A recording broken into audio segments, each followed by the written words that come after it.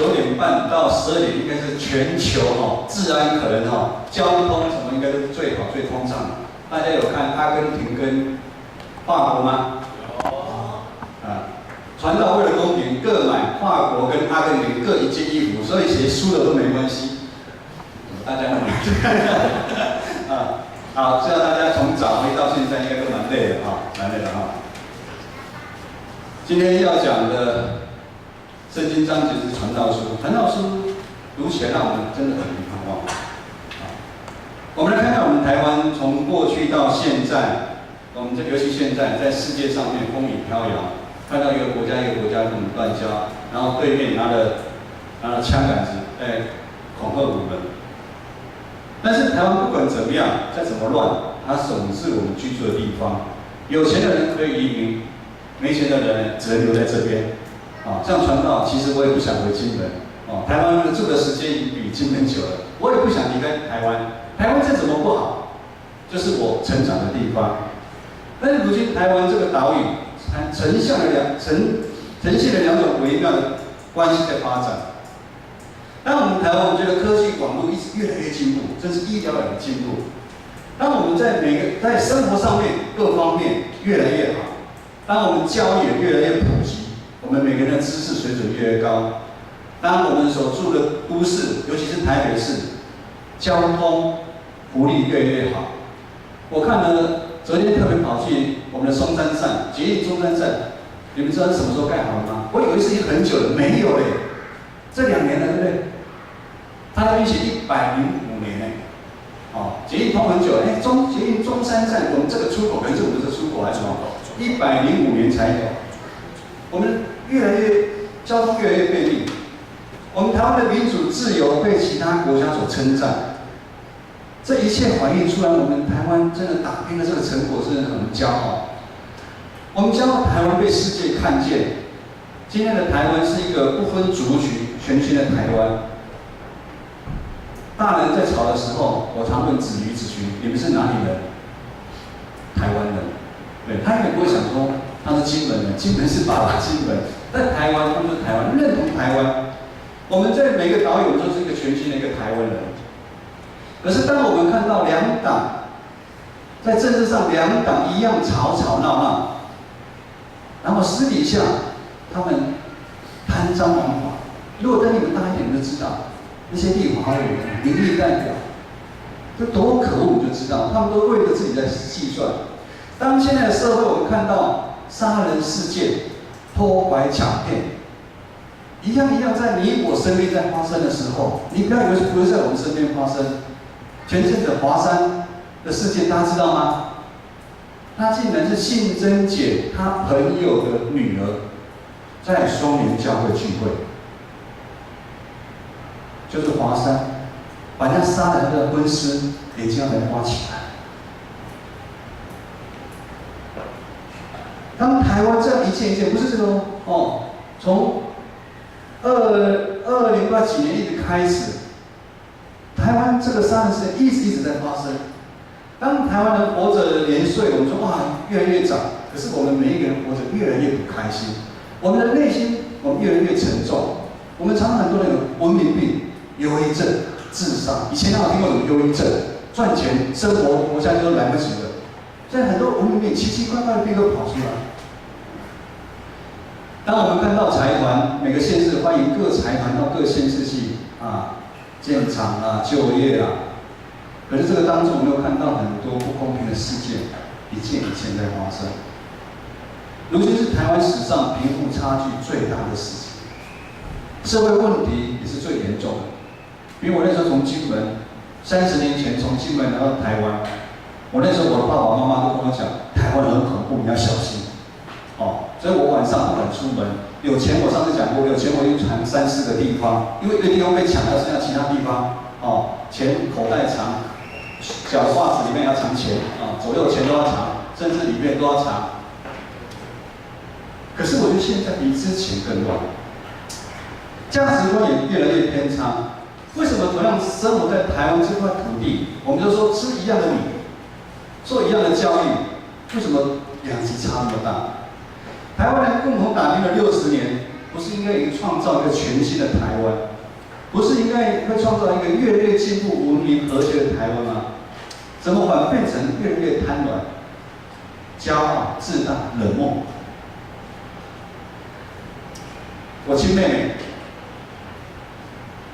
那时候几十年前，她住桃园，那在桃园的地方比较偏僻。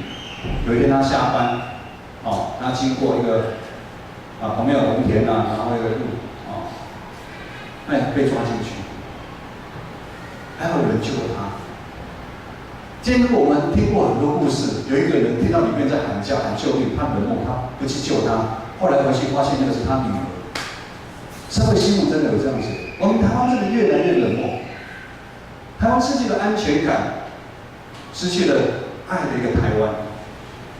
已经21世纪的教育改革也喊了很多年，我们这些考生非常的辛苦，考试的压力、竞争没有变小。我们现在的年轻人很不爽，为什么？薪资那么低，房子卖那么贵，买不起，不敢结婚，不敢生子。所以我们要给我们的会长，圣经的会长又好，那天求婚成功，给他掌声鼓励。对，敢求婚、敢结婚很不容易耶，不是像传到那个年代，我们年代有钱没钱，娶个老婆好过年。娶老婆是一起来打拼的，娶老婆是一起来打拼的，不是现在说我没有钱，我没有房子，我不敢娶那个娶老婆是不一样的。传到每个礼拜，我们将会有社区社区领导主礼拜1到礼拜4、礼拜5，在中午吃饭前，我会用箴言或者是那天的感动，我会跟他们分享，我会连接社会的议题，我会发现到很准。我那天祷告灵修的，跟社会议题发生都有关。你们知道这一阵子最流行的社会议题是什么？你要考试一定会考14题，最近发生问题最大是什么？杀人，对，就是杀人啊，就是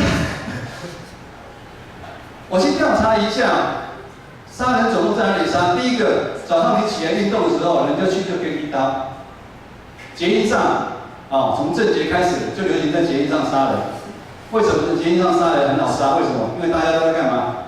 滑手机、看手机、滑手机、听耳机。所以有一阵子，正节事件之后，整个捷运那个车站车厢里面最棒就是没有人在滑手机了。为什么？因为那阵子我也在做，我都这样，随时很小心。我不想一定有，我就拿个雨伞，问他可能平的正节可以从这边一路杀过去，都没有人反抗，我就觉得很离谱。这样一路杀，因为都没有人有知道说，如果你今天知道有在那叫，一定会马上冲过来2、3个人把他弄了。还有在路上杀人，当着妈妈的面前把小孩子的头发砍掉。21世纪台湾，你不觉得很离谱？好像在讲天方夜谭的事情，对不对？这些在场的老人家听了之后，每人就惊讶，他们很害怕那宝玉姐说没关系，我还好，我是游泳。他游泳，他不会有危险，他在游泳这些老人家开始怀念什么？怀念早期农业时代粗茶淡饭，吃个稀饭配酱油。我小时候也有稀饭配酱油，真的好好吃简单没有烦恼，幸福的日子。人与人之间很单纯的聊天，不用担心他跟你讲话是要来诈骗你的。他们说怎么会现在人性竟然坏到这么程度？他们活了70、80岁。今天经文所说的日光底下没有新鲜事，其实传道书在2000多年前就在提醒我们。第9节这么说：已有的事，来放一下来，我们一起来读一下，来，请。已有的事后必再有，已行的事后必再行。日光之下并无新事。日光之下真的没有新鲜事。圣经所谓的日光之下，就是我们所谓的太阳照得到的地方，那是指哪里？指我们生存的空间。实际上没有什么你认为是新鲜的发生。在我们的日常，首先是时间不等人。当我们刚刚11点半宇翔带我们敬拜的时候，我们很开心敬拜上面神的时候，请问11点半还在吗？2018年7月1号11点半已经不在了。当我们看到我们很多发明的东西，我们很赞叹，但是这些新的东西随着时间，它就会变成旧了。我就不晓得还有多少人慢慢再经过10年，苹果的创办人可能很多人也不会忘，才记得他。日光底下并没有新鲜事，传道讲一个我自己的亲身体验，在民国70、80年代的时候，那时候网络科技还没有那么发达。当我第一次开始上班的时候，我非常的开心。为什么？因为老板配给我一个 BB Call。有听过 BB Call 的请举手。一看就知道超过30岁了。这些都没听过啊！你 BB Call 不是手机BB Call 就挂在这边，然后你响的时候，你很开心，就赶快找公共电话，然后喂什么事？我是阿姨就回电话，懂吗？那叫 BB Call。我记得刚上班的时候，哇，好开心好骄傲，带一个 BB Call。可是过不了多久，新的产品出来了，手机、行动电话，那个叫行动电话，那真的是很大一只，摩托罗拉很大一只，差不多这么大一只很大一只因为传道有卖过很大一只。可是不晓得多久，这几十年之后，摩托罗拉还有呢 Nokia 这2间公司怎么样？怎么突然不见了？随着时间，这2间公司都不见了。突然，很多新兴的手机的公司就出现了。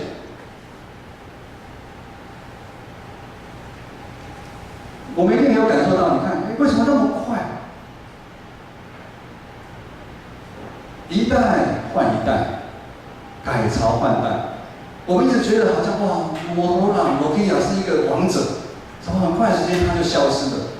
我们也看到很多新的手机的公司也是一样，当新的产品出来，很快就消失了。这些只是用外在表现来呈现。传道相信，新的科技一定会越来越强，一定会超乎我们所想象。可是当我们每次赞叹它的时候，随着时间，它又被淘汰了。今天在传道书主要的是在让我们看到生命真实的问题。传道书它的主角不是这些科技、网络、医疗，它的主角是人。因为存在这世上的本质从来不会改变，科技、医疗会改变，但是人的本质是不会改变。不管是以前几百年前、几千年前的时间，还是现在，人们内心深处渴望那个平安永远都在。但是不管人如何靠自己的能力打拼，得到世上的地位、权势，甚至是金钱，老实讲，都没办法满足他自己的内心。亚明哥，上礼拜我有跟他去打球，那时候人还不多的时候，他跟我分享，他们公司很多年轻人都已经得到忧郁症，那么年轻，赚了钱赔了生命。他说他自己也悟透了，是不是他？那个事情我还没听他讲他以前的人生的看法跟现在的看法是不一样。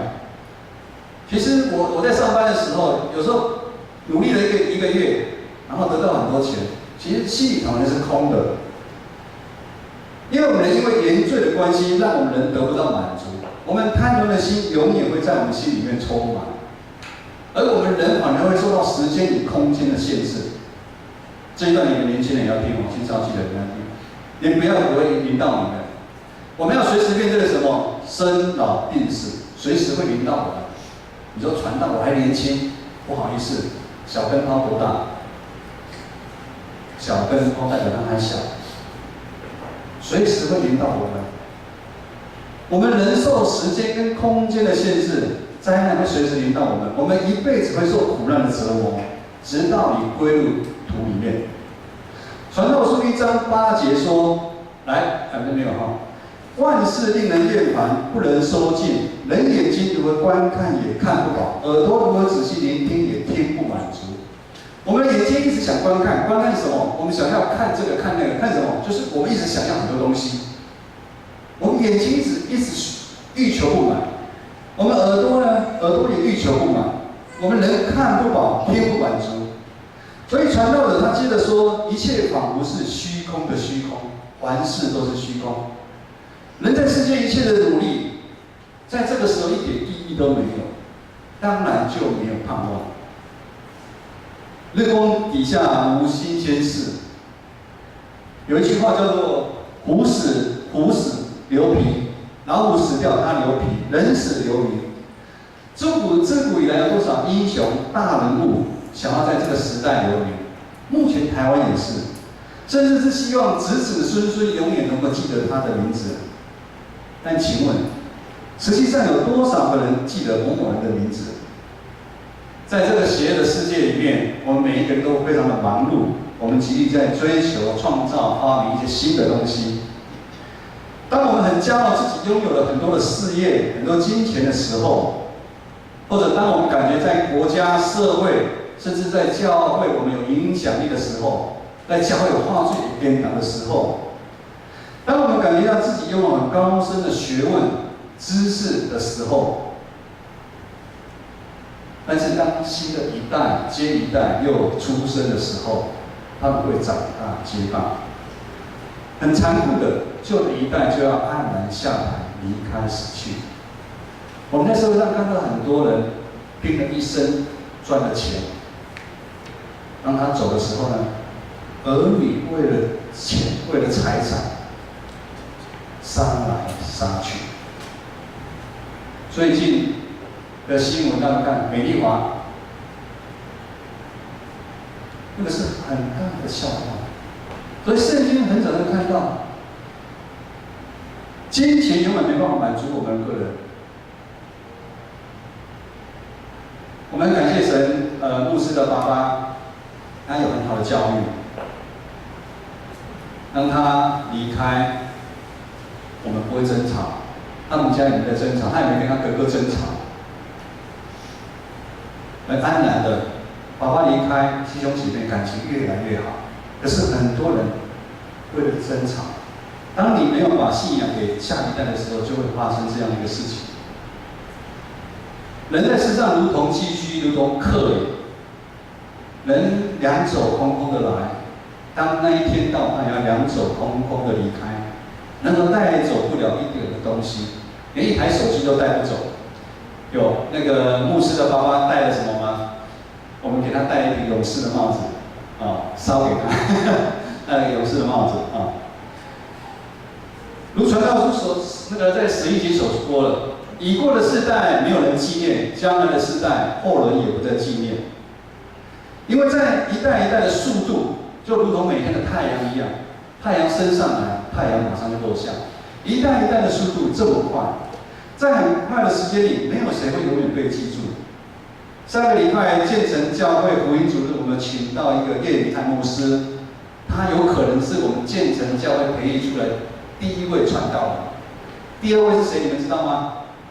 我们建成培养来的传道人，郑瑶，只有大家记得郑瑶。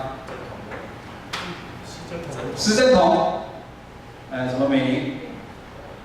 陈美玲，认识吗？金明的姐姐，还有你阿姑，你阿姑也是，还有没有？不知道。那我叶明翰牧师有多少人认识呢？叶明翰牧师有认识的人举手。只有一个赵明。当会后的时候，我跟叶明翰牧师一起吃饭，我是私下问叶牧师，请问你建成教会，你今天来有看到认识的没有？几乎都没有。但是他怀念以前早期的妇女会，就是以前他阿嬷他们那些妇女会筹钱让他去读神学院，他连吴老长老佛院的阿公他都不认识，他都不认识。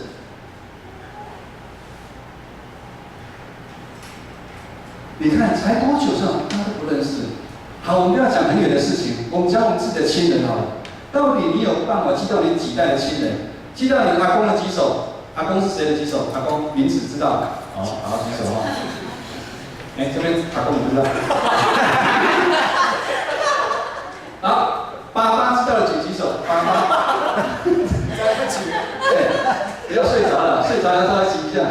阿公还知道。阿宙，剩3个，周，哎呦，剩1个，周，没了。人生就是这样子，很快没有人记得我们，一切都是我们所追求，一切都是虚空的虚空，凡事都是虚空。那传道问大家，那我们人的盼望到底是什么？传道你讲那么悲情，那我们活的盼望到底是什么？尹浩，你得的那个摄影的奖，有一天有没有人记得了？那虚空的虚空，我努力有什么用呢？当然有用啊！传道书1章第4节这么说：一代过去，一代又来，地却永远长存。地却永远长存。不管这个世界如何的变迁，这个世界让我们觉得多么的担心，陷入多么样的黑暗。不管这个世界多么改朝换代，蓝的换绿的，绿的换蓝的，地却永远长存。这是一个很大的盼望，我们所占的土地永远会长存。常道，请问一下哈，读日新国小有几所？啊，日新国小还不少啊。请问一下，日新国小今年几岁？你知道吗？日新国小今年已经100岁了，今年庆祝100岁。很多日新国小的老校友，那什么谢长廷也是连战也是他们一定都忘记了。可是日新国小，我每次经过它围墙有一个很大棵那个老榕树，我不知道它是几年的。相信50年之后，弘毅哥你还在吗？不一定。可是那棵老榕树有可能还在。那个老榕树有可能在，我每天去都说，那个老榕树有可能还会在。我们的土地不会因为时间的改变而不见，上帝所创造的太阳也不会因为时间一样每天早上升起，晚上降下。我们看到的河流的水一样会聚集到大海里面，但是当太阳一照，河水又变成水蒸气，又回到了陆地。太阳一样的照，水照样的流，风照样的吹。这世界是我们上帝在掌权，而不是人在掌权。所以我们的盼望是在哪里呢？我们的盼望不是要追求那看得到的，也就是说，我们不是要追求那日光底下看得到的东西，而是我们要追求那日光之上的东西。日光之上的东西就是上帝。唯有上帝，他才是永远的掌权。唯有上帝永远与我们同在的时候，你的生命才有盼望。马太福音24章35节这么说：纵然天地要废去，我的话却不能废去。上帝永远的掌权是我们基督徒最大的盼望。当我们每一个人受上帝的呼召来到教会，传道很开心看到很多青少年又回来有手受伤的好了吗？骨折的我们都很关心，你都有在听听祷告。教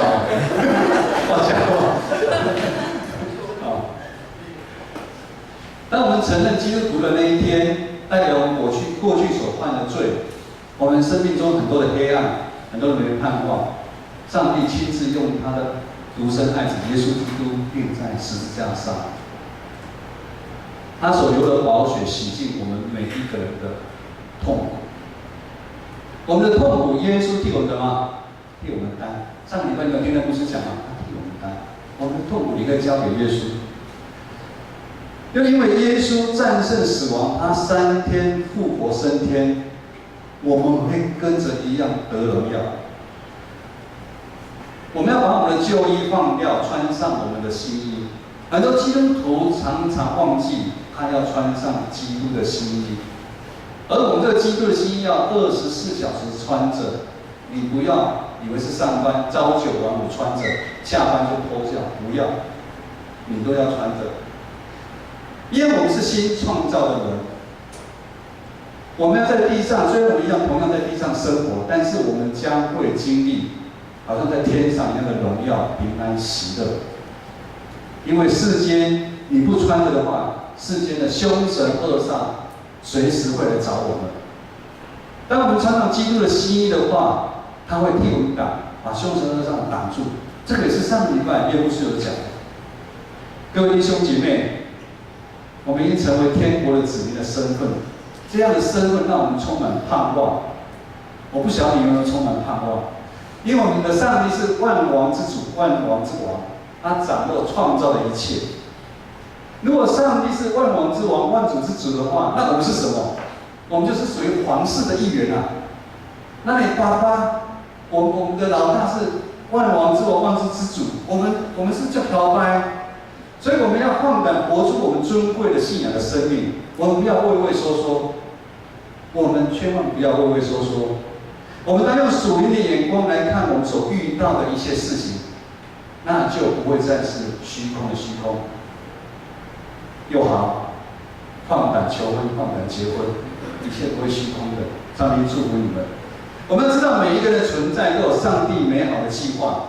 不管我们是领1000的、2000的，还是领5000的恩赐，只要我们愿意将上帝交托给我们的事尽忠的完成。我也很谢谢王鑫那天陪着传道在地下室里面整理，我非常的感动。我们要尽本分追求那眼睛看不到的，我们要尽本分追求那上帝的同在，我们才有办法经历有盼望的人生。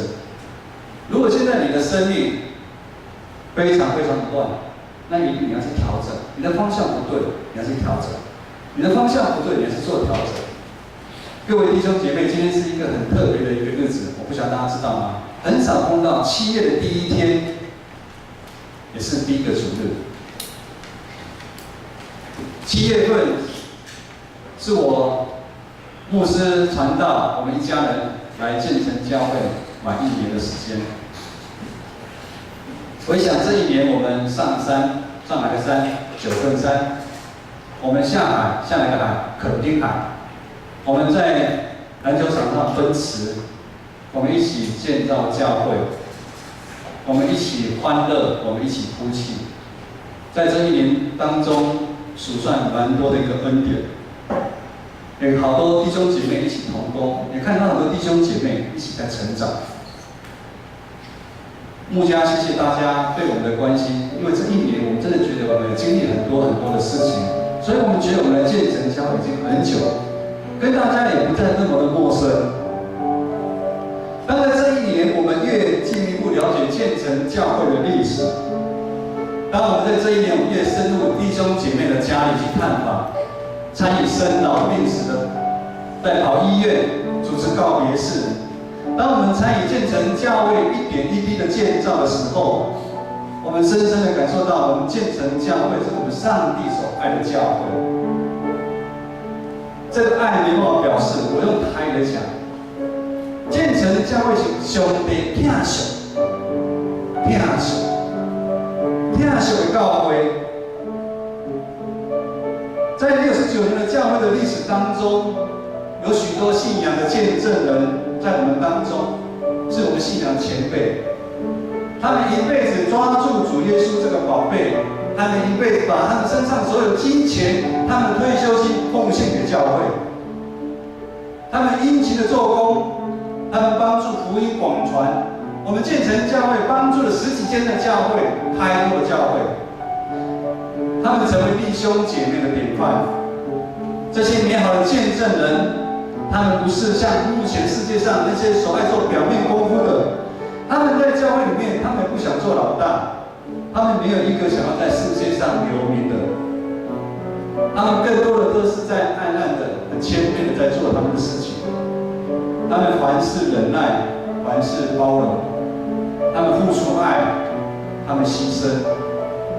不管在教会、在社会，他们都留有好的名声。这些信仰的见证人，他们的一生也遇到许多的艰难困境，甚至身体病痛的折磨。但是靠着主耶稣的爱，他们一关一关的过。这样美好的见证人，有的已经过世了，有的如今仍然在教会里面和我们一起生活，和我们一起打拼。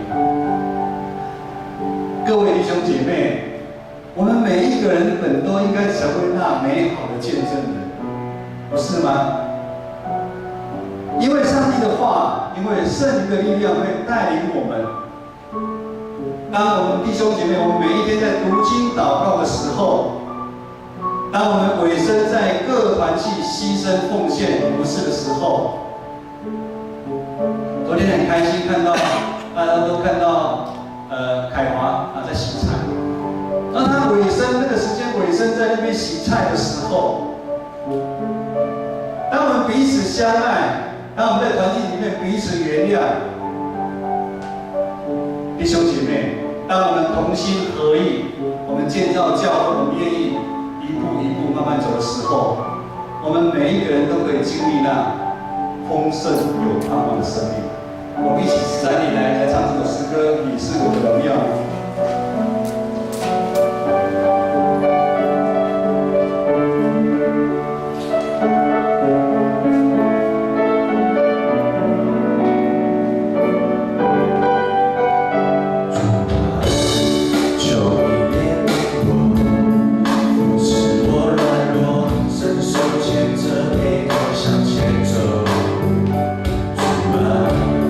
重担为我扛，加添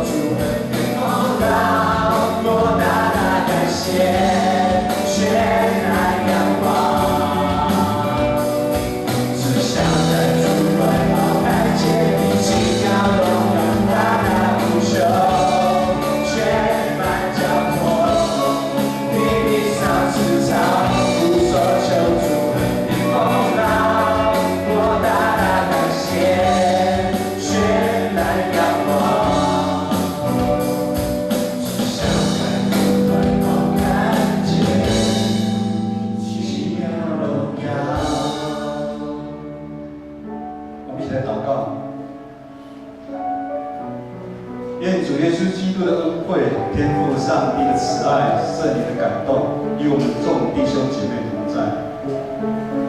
让我们竭力一生来追求主的同在。恳求主帮助我们，不管我们在世上的岁月能够有多久，我们每天求主与我们同在，让我们每一天经历丰盛的生命，从今时直到永远。阿们。阿门。